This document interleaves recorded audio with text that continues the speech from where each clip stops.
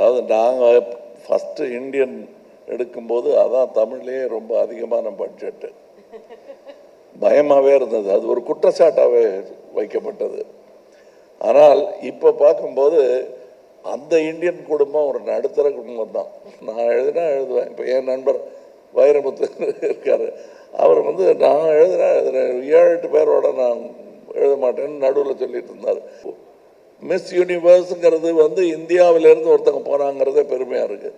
இதில் ஒரு சின்ன காட்சிக்கு ஒரு மிஸ் யூனிவர்ஸை நடிக்க வைக்கிறாங்க. அப்படி அதெல்லாம் முடியுமா அப்படின்னு இப்போ எனக்கு தோணுது. சரி, ஒரு இன்வெஸ்டிகேஷனில் ஒரு மானிட்டரில் அவரை பற்றின டீட்டெயில்ஸ் போலீஸ் டிபார்ட்மெண்ட் ஸ்டடி பண்ணுறாங்கன்னும் போது அது ஒரு பிறந்த தேதி போட வேண்டிய ஒரு இதில் ஒரு டேட்டு போட்டோம். நான் எல்லா பக்கமும் யோசிப்பேன், சரி இந்த ஏஜுக்காக என்ன பண்ணலாம் அப்படின்ட்டு கொஞ்சம் டிசைன்லாம் பண்ணி பார்த்தேன். கொஞ்சம் வழுக்க வச்சு முடியெல்லாம் கொட்டி போய் இன்னும் கொஞ்சம் சுருக்கெல்லாம் வச்சு என்னாலே பார்க்க முடியல. கேபி சுந்தராம்பாள் அவர்களுடன் எனக்கு பின் வீடு, அவங்ககிட்ட போய் வெக்கமே இல்லாமல் பழனி அப்போ எல்லாம் பாடி காட்டியிருக்கேன் நான். வேணாம் சும்மாவே உணர்ச்சி வசப்பட்டவர்.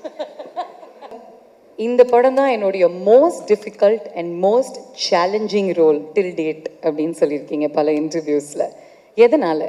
ட்ராவல்னாலையா, ப்ராஸ்தட்டிக்ஸ்னாலையா, பல ரோல்ஸ்னாலையா? எல்லா படமுமே வணக்கம் அனைவருக்கும் நன்றி. ஒரு விஷயம்னா உடனே தாவி குதிச்சிடுறது தான் என்னுடைய பழக்கம். ஆனால் நேரம் கட்டுதச்சே நான் எல்லா பாத்திரங்களுமே ஒவ்வொரு சிக்கல்களை கொண்டு வரும். அதை மீறித்தனம் சக்ஸஸுக்கு போகணும். எது சக்ஸஸ்ன்னு தெரியாது நமக்கு. அந்த இருட்டில் ஒரே வெளிச்சம் நம்ம மேலே போட்டிருக்கிற லைட்டு தான். மற்றபடி டைரக்டருக்கு எனக்கு எல்லாருக்குமே ஆசை இருக்கும். ஆனால் எந்த திசையை நோக்கி போகிறோங்கிற ஒரு பதட்டம் உள்ளுக்குள்ளே இருக்கத்தான் செய்யும். அதை நீக்குவதற்கு சின்ன சின்ன விஷயங்கள் நடக்கும். ஒரு காட்சி முடியும் போது டைரக்டருக்கு முகத்தில் இருக்கிற புன்னகை, அவர் எந்திரிச்சு ஓடி கை குலுக்கிற ஒரு சந்தோஷம், அல்லது இப்படியே இருக்கட்டும் சார், இன்னும் ஒன்று அப்படியே பண்ணிடலாம் சார்ன்ற ஒரு ஆர்வம். பக்கத்தில் கூட இருக்கிற நடிகர்கள், நான் நேற்று பார்த்தேன் சார், அந்த டப்பிங் போது பார்த்தேன் சார் அப்படின்னு சொல்கிறது, இவைகள் தான் கொஞ்சம் கொஞ்சமாக light at the end of the டனல்னு சொல்லுவாங்கள்ல. அதே மாதிரி அதுக்கு ஆப்போசிட்டாக சில விஷயங்கள் நடக்கும். ஏதாவது புறப்படும் போது தடுக்கல்பாங்க, அந்த மாதிரியும் நிறையா நடந்திருக்கு இந்த படத்தில்.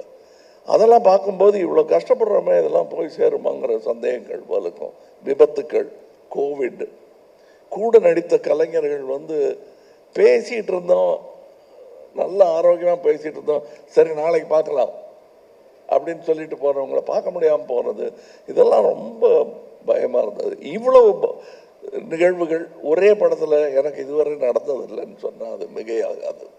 விபத்துக்கள்,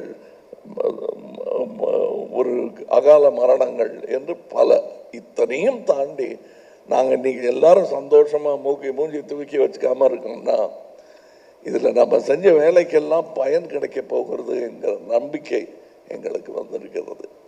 அது ஒவ்வொரு நாளும் நாங்கள் உறுதிப்படுத்தி நேற்று கூட ஒரு டெக்ஸ்ட் அனுப்பிச்சிருந்தார் ஒரு சென்சாரில், எல்லாருக்கும் பிடிச்சிருந்தது சார்ன்னு.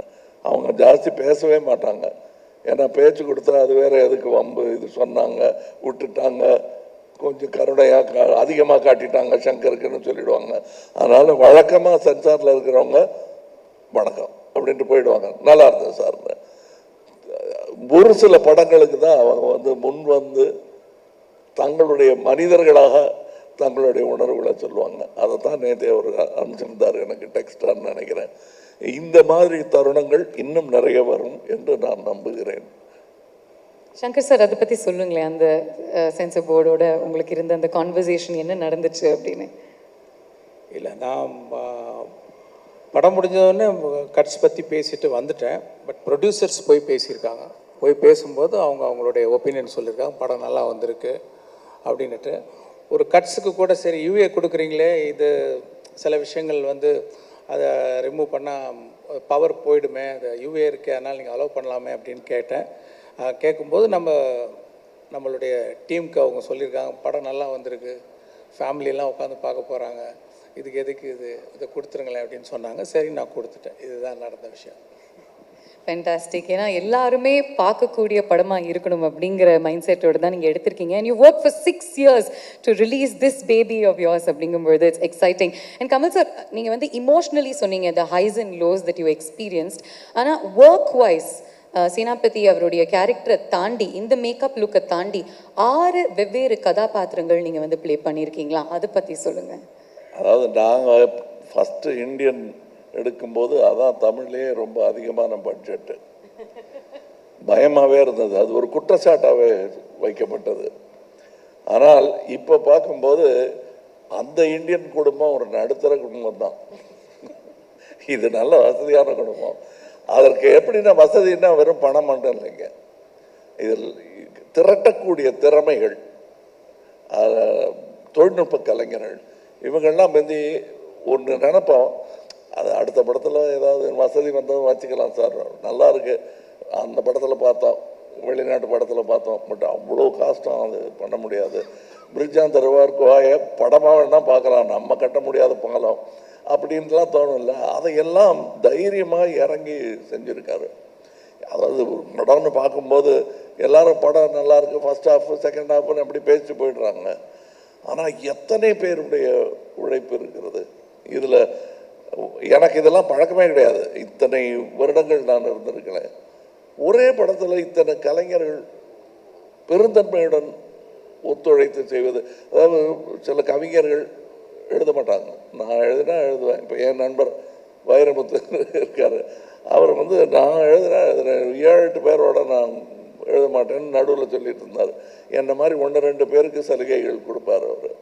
ஆனால் இதில் ஸ்டண்ட் மாஸ்டர் இல்லையா, வேறு யார் வேறு ஹெட் ஆஃப் த டிபார்ட்மெண்ட் பல பேர் இதில் சேர்ந்து வேலை செஞ்சுருக்காங்க, நடன இயக்குநர்கள். அண்டு அது எனக்கே ரொம்ப சந்தோஷமாக இருந்துச்சு. எனக்கு எப்போவுமே நடிகர்கள் எல்லாம் ஒன்றா சேர்ந்து நடிக்கிறது, திறமையான நட்சத்திரங்கள் ஒன்றாக இணைவது, இதெல்லாம் எதுக்கு வம்பு? இது ஒரு நட்சத்திரமே கஷ்டம், இன்னும் இது வேறு ரொம்ப ஜாஸ்தி இழுத்து விட்டுக்கக்கூடாதுன்னு ப்ரொடியூசர்ஸ் நினைப்பது உண்டு. அதற்கு மாறாக இதில் எல்லா நட்சத்திரங்களும் மிக சந்தோஷத்துடன், ஏன்னா என் கூட இருந்தாங்க, அவங்க பேசினது விவேக்கெல்லாம் சொன்னது எதிரொலிச்சுக்கிட்டே இருக்கு எனக்கு. நெடுமுடி வேணும் போன்ற திறமைகள், இவர் சித்தார்த்த போன்றவர்கள், இவங்கள்லாம் காட்டின அந்த உற்சாகம் இருக்கிறது இல்லை, கொஞ்சம் நமக்கே சந்தேகம் வரும்.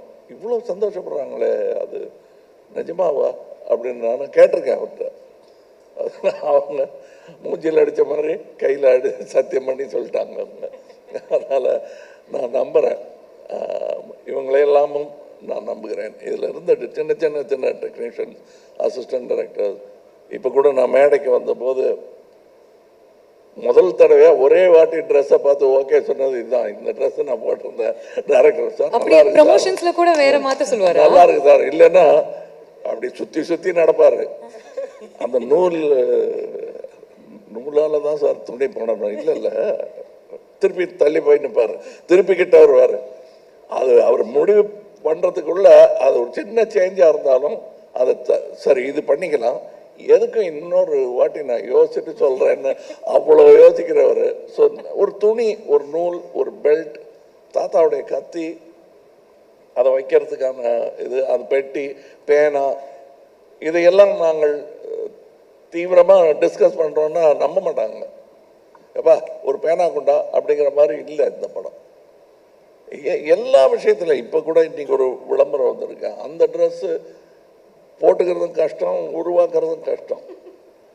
இதில் அதெல்லாம் வந்து எத்தனையோ காஸ்டியூம் எனக்குன்னு தனியாக ஒர்க் பண்ணியிருக்காங்க, அமிர்தா ஒர்க் பண்ணியிருக்காங்க, அது மாதிரி நிறைய காஸ்டியூம் டிசைனர்ஸ் இதில் வேலை செஞ்சுருக்காங்க. எனக்கு தமிழ் சினிமாவில் இதெல்லாம் நடந்துகிட்டு இருக்கான்னு ஆச்சரியப்படுற அளவுக்கு நான்லாம் ரொம்ப எளிமையான தமிழ் சினிமாவும் எளிமையான மலையாள படத்துலையும் ஆரம்பித்தவன்.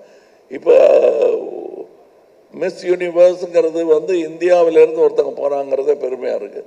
இதில் ஒரு சின்ன காட்சிக்கு ஒரு மிஸ் யூனிவர்ஸை நடிக்க வைக்கிறாங்க, அப்படி அதெல்லாம் முடியுமா அப்படின்னு இப்போ எனக்கு தோணுது.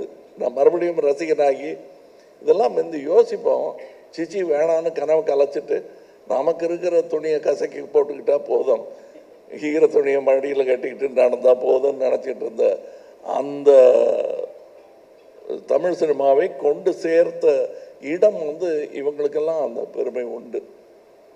வர்த்தகத்தை மட்டுமல்ல, நம்ம நினைச்ச கனவுகளை எல்லாம் நினைவாக்கி பார்க்கும் அந்த தொழில்நுட்பத்தை இங்கே கொண்டு சேர்ப்பதற்கு எல்லாரும் முயற்சி பண்ணுறாங்க, நானும் முயற்சி பண்ணுறேன். அதை வெற்றிகரமாக இன்னும் சீக்கிரம் என்று செய்வதற்கு காரணம் இது போன்ற முயற்சிகள் தான். அதில் நானும் பங்கு பெறுகிறேன் என்பது இவர் சொன்ன மாதிரி சில நேரங்கள் எவ்வளவுதான் நட்சத்திர அந்தஸ்தை நீங்கள் கொடுத்தாலும் எங்களுக்கு அந்த பழைய ஞாபகங்கள் விட்டு போகாது. ஸோ இவ்வளோ தூரம் வந்துட்டோமா, நிஜமாக வந்துட்டோமா, அந்த கிள்ளி பார்க்கும் தருணங்கள் அனைவருக்கும் உண்டு. நடிகர் திலகத்துக்கும் உண்டு, மக்கள் திலகத்துக்கும் உண்டு, அப்படின்னா உலக நாயகரும் உண்டு தானே. பியூட்டிஃபுல்லாக சொன்னீங்க கமல் சார், பியூட்டிஃபுல்லாக இருந்துச்சு கேட்கறதுக்கே. சங்கர் சார் ஒரு இன்டர்வியூவில் கமல் சார் சொல்லியிருக்காரு, சேனாபதி தாத்தாக்கு என்ன வயசு அப்படின்னா சேனாபதி தாத்தாக்கு சூப்பர்மேனுடைய வயசு. அவங்க எல்லாருமே செல்ஃப் ப்ரொக்ளைம்டு சூப்பர் ஹீரோஸ், இவர் need of the hour super ஹீரோவா எப்படி பார்க்குறீங்க? ஆக்சுவலாக நான் பார்ட் 1 பண்ணும்போது பார்ட் 2 பண்ணுவேன்னு நினைக்கவே இல்லை. சரி, ஒரு இன்வெஸ்டிகேஷனில் ஒரு மானிட்டரில் வந்து அவரை பற்றின டீட்டெயில்ஸ் வந்து போலீஸ் டிபார்ட்மெண்ட் வந்து ஸ்டடி பண்ணுறாங்கன்னும் போது அது ஒரு பிறந்த தேதி போட வேண்டிய ஒரு இதில் ஒரு டேட்டு போட்டோம், இண்டிபெண்டன்ஸ்லாம் கால்குலேட் பண்ணி. ஆனால் இப்போ வந்து 2வது பார்ட் எடுக்கும்போது இவ்வளோ வருஷம் கழித்து எடுப்பேன்னு எனக்கு தெரியாது. இப்போ வரும்போது இப்போ என்ன ஏஜ் அப்படின்ற மாதிரிலாம் ஒரு நிறைய கேள்விகள் வருது. நான் எப்படி பார்க்குறேன்னா வந்து இப்போது சைனாவில் பார்த்தீங்கன்னா லூசி ஜியான்னு ஒரு கிராண்ட் மாஸ்டர் இருக்கார் மார்ஷியல் ஆர்ட்ஸ். அவருக்கு 118 வயசு. அவர் வந்து இப்போ சமீபத்தில் இறந்துட்டார்.